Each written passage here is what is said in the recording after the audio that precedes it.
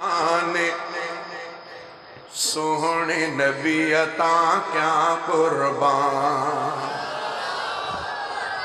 अल्लाह करे मुझी हयाती इन्हें दगत हले जोत जवानी ऐं जिंद जाने सोहने नबी अता क्या कुर्बान। बार बचा ऐं सजो खानदान सोहने नबी अता क्या कुर्बान। मोहन महबूबन जे इज्जत तामा घोरिया पंहिंजी हयाती। महबूबन जे इज्जत तामा घोरिया पंहिंजी हयाती। बाबो अमड़ ऐं भाउर भेनर घोरिया घर जा भाती। बाबो अमड़ ऐं भाउर भेनर घोरिया घर जा भाती। नंढड़ा वॾड़ा पोढ़ा जवान सोहणे नबी अता क्या कुर्बान। बार बचा ऐं सजो खानदान सोहणे नबी अता क्या कुर्बान। जोत जवानी ऐं जिंद जान सोहणे नबी अता क्या कुर्बान। भागन में आ घूरल मिलियो रहमत वारो नबी आ। भागन में आ घूरल मिलियो रहमत वारो नबी आ।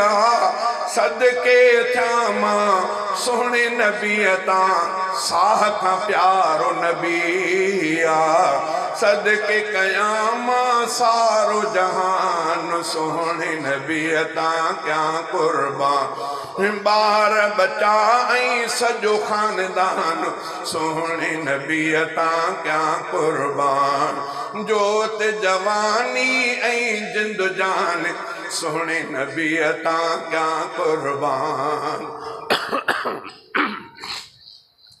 मूंखे पंहिंजी सिंधुड़ी आहे साजियां वध प्यारी। मूंखे पंहिंजी सिंधुड़ी आहे साजियां वध प्यारी। सोहणे नबीअ जे शहर मथां मां घोरिया सिंधुड़ी सारी। मूंखे पंहिंजी सिंधुड़ी आहे साजियां वध प्यारी।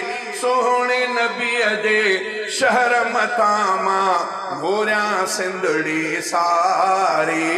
सिंध त छा पर पूरो पाकिस्तान सोहणे नबी अता क्या कुर्बान। सिंध त छा पर पूरो पाकिस्तान सोहणे नबी अता क्या कुर्बान। सोहणे नबी अता सदके थींदा सोहणे नबीअ जा गुलाम। हाफिज़ कारी आलिम तालिब घोर खतीब इमाम। लेखक शाइर ऐं नात ख़्वान सोहणे नबी अता क्या कुर्बान। लेखक शाइर ऐं नात ख़्वान सोहणे नबी अता क्या कुर्बान। मौत सजण जे महबत में महमूदत मूंखे क़बूल आ। बंगुलाणीअ जे दिल में सदाई सांढल इश्क़ रसूल आ। इश्क़ नबी आहे ईमान सोहणे नबी अता क्या कुर्बान।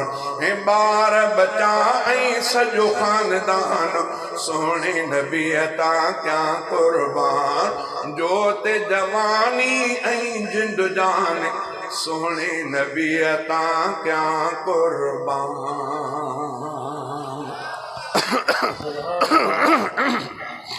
नारे